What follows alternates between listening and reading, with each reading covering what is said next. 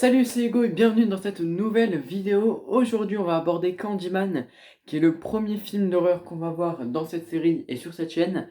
Alors, je sais pas à quel épisode on est, puisque je tourne les vidéos au fur et à mesure que je vois les films et je les publie dès qu'elles sont prêtes. Donc, c'est 9, épisode 9, 10, 11. Je sais pas dans quel ordre, mais de toute façon, l'ordre n'a pas trop d'importance, on va dire, puisque c'est des épisodes indépendants à chaque fois, donc finalement, on s'en fout un petit peu. Donc aujourd'hui, je vais parler de Candyman, qui est sorti ce mercredi 29 septembre, et que j'ai vu là, il y a 1 heure. Je suis sorti de la salle il y a 1 heure. Et on va donc parler du film, c'est parti. Donc Candyman, c'est un film d'1 heure et demie, et franchement, j'aurais kiffé que ce soit plus long, qu'on touche les 2 heures quasiment. 1h45, 2 heures, parce que 1 heure et demie, t'as envie, en fait, en sortant de la salle, t'as envie d'en avoir plus. Et c'est fini, quoi, au bout d'une heure et demie, surtout pour un film d'horreur, où il y a beaucoup, entre guillemets, d'action, de scènes d'horreur. Ça passe très très vite. Donc, il n'y a pas de longueur, tu t'ennuies pas devant ce film, parce que tout s'enchaîne très rapidement. Donc c'est super kiffant à voir, et comme je l'ai dit, t'as vraiment envie que ça dure plus. Là, par contre, malgré ça, la, la salle était vide. Mais quand je dis vide, c'est vide. Il n'y avait que moi dedans. Pour un film qui est sorti mercredi, ça sent pas bon. Surtout qu'on est un samedi. La météo, enfin, il y a du monde en ville, donc les gens peuvent aller au cinéma, etc. Ça sent pas bon pour le film au niveau du box-office, mais après, ça veut rien dire, parce que si ça se trouve, en France il va bider, mais aux États-Unis ça va être le film le plus vu des 3 prochains mois. Donc j'en sais rien, mais en tout cas, ouais. C'est juste un fait, en fait, la salle de cinéma était vide, j'étais seul dedans. Mais après, voilà, ça veut rien dire, c'est entièrement subjectif. C'est dans mon barème, mais c'est pas ça qui fait que la note change au final, hein. Sur une note sur 10, ça revient à 0,25 points, ce qui est totalement débile, quoi. C'est rien, c'est ridicule. Mais, euh, mais je trouve que ça a quand même son importance, parce qu'un film où la salle est remplie, ça veut dire que c'est un film qui suscite de l'intérêt chez les gens, surtout quand c'est dans la première semaine. Donc voilà. C'est pour ça que je l'ai mis dans mon barème, hein, si jamais vous vous posez la question. Donc, pour vous dire, c'est Candyman, c'est le film qui s'est fait lyncher, qui s'est fait tacler, qui s'est fait insulter de partout sur les réseaux, de toutes les critiques, de tous les articles qu'on a pu voir. Et pourtant, ce film est bon. J'étais vraiment content à la sortie de la salle.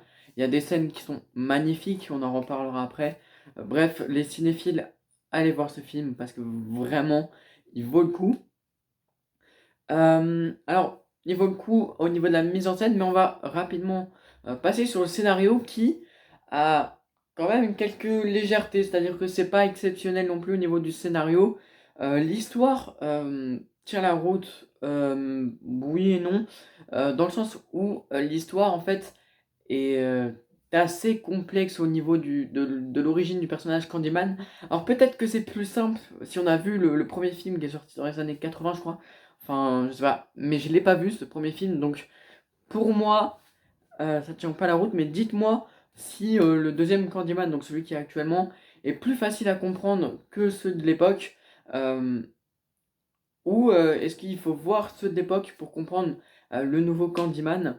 En tout cas, moi, il y a certains trucs au niveau de l'origine du personnage. Alors, j'ai pas rien compris, mais certains trucs que j'aurais voulu qu'on m'explique un petit peu plus. Et c'est là aussi où le film aurait pu être un petit peu plus long, pour justement apporter ces informations-là euh, qu'on n'a pas forcément tout le temps. Enfin, c'est très peu. J'aurais aimé vraiment savoir d'où vient ce personnage. Et en fait, on apprend que c'est un personnage qui revient depuis 1890, mais on ne sait pas trop comment se fait le transfert des personnages, etc. Est-ce qu'ils sont tous noirs de peau, etc.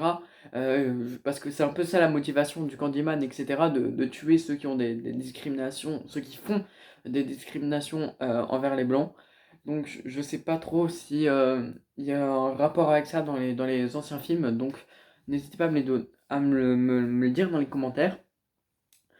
Euh, les personnages sont, euh, on va dire, le personnage principal dont J'ignore le nom. Je crois que ça fait plusieurs critiques que je dis ça, où j'ignore totalement les noms. Mais le personnage principal devient fou à la fin. À la fin, il devient aussi très abîmé physiquement. Il a une esthétique qui est franchement jolie. À la fin, du moins, pour ce qui est d'horrifique, on est servi au niveau de ce personnage-là. Après, est-ce que tous sont vraiment intéressants au niveau des personnages? Donc Candyman, qui est le méchant du film, entre guillemets, il est très bien travaillé, c'est-à-dire qu'il fait peur, physiquement, il est bien réalisé. Après, bon, ses intentions, ce qu'il est, ce qui lui donne envie de tuer, ce qu'il fait, on n'en sait pas plus que ça. Et concernant, on va dire, la famille principale, c'est-à-dire le personnage principal et Brenda, sa fille, sa femme, pardon, on connaît pas trop ses motivations. Mais, ouais, ça reste quand même des personnages assez sympas. D'autant plus qu'il n'y a pas de dialogue inutile dans le film. Enfin, il y en a toujours, dans chacun des films, il y en a, mais c'est pas sur la longueur, comme dit sur un film d'1 h 30, tu peux pas te le permettre, très clairement, mais là, il y en a pas, enfin, c'est même pas l'affaire de 2 minutes, quoi, d'une phrase, donc vraiment, c'est rien de perturbant là-dessus. C'est un film qui est très cohérent dans l'ensemble. Euh, C'est-à-dire qu'il n'y a pas d'incohérence. Alors peut-être qu'il y en a, mais je ne les ai pas relevées. Donc pour moi, je pars du principe que si je les relève pas, je sais qu'il n'y en a pas. Euh, Parce que ben justement, une incohérence, c'est vraiment flagrant. Pour moi en tout cas. Et si ça ne l'est pas tout de suite dans les médias, c'est que c'est pas vraiment important. C'est pas ce qui va nous empêcher de kiffer l'histoire. Et sinon, c'est un film qui fait totalement partie du genre horrifique. Il n'y a rien à dire sur l'horreur. C'est très fourni en action, très fourni en scènes d'horrifique. En plus de ça, elles sont super jolies à voir. Cinématographiquement, le film est top, mais ça, on va en parler juste après dans la partie mise en scène de cette vidéo. Alors, au niveau de la FX et des effets spéciaux, j'ai rien à redire. Les seules, on va dire, parties de FX, c'est toutes ces scènes horrifiques. Alors, pas toutes les scènes le sont, mais il y a certaines scènes où, en fait, je me suis dit, ce film est vraiment intéressant à partir d'une seule scène. Donc, c'est la scène qu'on voit dans la bande-annonce, la scène de l'ascenseur qui, au cinéma, rend vraiment bien. Mais sinon, ouais, il y a la FX, où c'est qu'il y en a encore? Il y en a sur le personnage, sur lui-même, quand sa piqûre de guêpe, là, il commence à se faire infecter et à faire un truc chelou. Donc ça aussi, c'est un truc que j'aurais aimé qu'on m'explique, parce que j'ai pas compris pourquoi il réagissait comme ça, en fait, avec la piqûre de guêpe. Alors peut-être que ça a un rapport avec les premiers films, donc ça aussi, dites-le moi dans les commentaires. Et les décors, alors les décors, travaillés. Est-ce qu'ils sont travaillés? Franchement, c'est pas des décors originaux, mais ils sont bien mis en avant quand même. Euh, Au niveau du jeu d'acteur, des personnages, alors pour moi, je m'attendais en termes de jeu d'acteur au même jeu d'acteur que Spiral, l'héritage de Saw. Bah, pas du tout. C'est bien joué sur Candyman, c'est bien géré. C'est pas comme cette daube de Spiral. Donc vraiment non, là le jeu d'acteur est super sympa. Au niveau des scènes marquantes, alors au niveau des scènes marquantes, toutes les scènes horrifiques, mis à part celle des toilettes du lycée, là où il y a eu la tuerie de masse, là où il y a les 4 flics qui se sont fait massacrer, toutes les scènes, notamment la première apparition de Candyman, sont, mais alors, magnifiquement faites. La première scène avec l'éclairage rose néon, enfin rose néon et puis bleu néon aussi, sous la lumière avec Candyman qui vient faire comme ça là, sur le mur avec son crochet. Vraiment, c'est des scènes qui sont magnifiques, toutes les scènes horrifiques. Ce que j'ai bien aimé, c'est le côté miroir aussi de Chicago, de la ville, alors cette espèce de plan 3D. Vous voyez, enfin, je sais pas si vous voyez, mais des fois c'est une transition, et puis c'est aussi le générique de début. Et aussi, alors, coup de génie, mais au début du film, quand ils annoncent les logos, ils les annoncent à l'envers. C'est-à-dire que comme si on les mettait dans un miroir. Et au début, j'ai pas compris, j'ai cru qu'il y avait un problème avec la salle. Et quand j'ai suivi le film et que j'ai compris la thématique des miroirs et l'importance que ça avait, j'ai fait OK, c'est des génies. Donc, c'est, ouais, y a rien à dire, il y a plein de scènes marquantes dans ce film original en plus. Donc voilà. Sinon, il y a également plein de plans variés. Alors, j'ai noté quelques plans larges, ils sont pas nombreux, mais il y en a. Également, des plans tournés à la main, après tournés pour les plans grus, etc. J'en ai pas vu.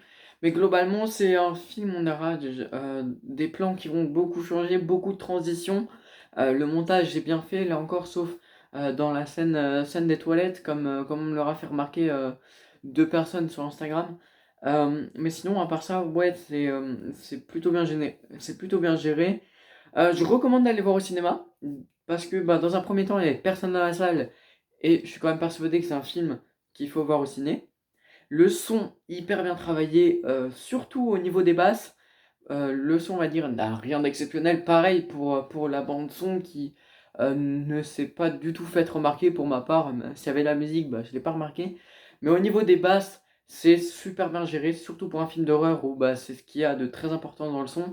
Là, ça a été super bien fait. Donc, j'ai mis les points. Alors, j'ai pas mis de points bonus pour la hype autour du film parce que vraiment, ce film au début, limite, je voulais pas le voir. J'étais prêt à aller voir les uns tranquilles pour vous dire la différence. Mais voilà. Et le dernier point, donc c'est la suite. Alors, potentiellement, un Candyman 2, je pense, au vu de la fin, au vu de comment ça se termine, il y aura, pour moi en tout cas, probablement un Candyman 2. Mais ça encore, ça dépend du nombre de personnes qui vont le voir au cinéma. Et c'est encore une raison de le voir. Donc, au niveau de la note, alors, une grosse anecdote sur la note. Donc, elle est de 9,5 sur 10 à la deuxième évaluation, parce que j'ai fait deux évaluations. Mais la première évaluation a été de 10 sur 10. Mais sur Instagram, quand je l'ai partagé, on m'a dit que c'était un petit peu trop élevé. Du coup, j'ai réévalué et on était à 9,5. Donc, finalement, ça se bat entre le 9,5 et le 10 sur 10. Mais 10 sur 10, c'est vraiment le film parfait. Or, c'est mon film préféré. Là, franchement, dire que Candyman, c'est son film préféré, voilà, c'est pas vraiment faisable. Mais je trouve que 9,5 sur 10, c'est une très bonne note. Malheureusement, et là, c'est dommage pour Candyman qui sort en fin de mois, il n'est pas. Comment dire, il n'est pas. Je cherche mes mots. Il ne peut pas être présenté pour le film du mois d'octobre. Vous savez, c'est le tournoi que j'ai organisé au mois de septembre et qui bah, dure tous les mois. En fait, tous les mois, je fais un tournoi pour élire le meilleur film du mois. Et bah, étant donné que ce film est sorti en septembre, fin septembre, bah, le tournoi avait déjà commencé. Du coup, bah, j'ai pas pu le mettre dans ce tournoi et il pourra pas faire partie du tournoi du mois d'octobre puisque il est sorti en septembre. Donc c'est dommage, c'est un film qui n'aura pas cette gratification. Après, vu ce qui sort au mois d'octobre, James Bond, Mon Légionnaire, le Venom aussi, enfin voilà, je suis pas persuadé qu'il serait sorti très loin dans le tournoi quand même. En tout cas, c'était une très bonne note. Allez voir toutes mes autres critiques sur la chaîne. On est passé, je crois, à 10 critiques sur des programmes assez récents. Pas encore de critiques pour Squid Game parce que, franchement, on va pas se mentir, cette série ne vaut pas le coup. Mais je pense en faire une quand même la semaine prochaine. Sinon, cette semaine, vous avez plusieurs critiques qui sortent: Prisoner of Ghostland, The Green Knight et d'autres films, dont celui-ci, dont je sais plus trop ce qui sort cette semaine. Le programme est assez chargé. En tout cas, c'était Hugo, je vous dis ciao et à la prochaine.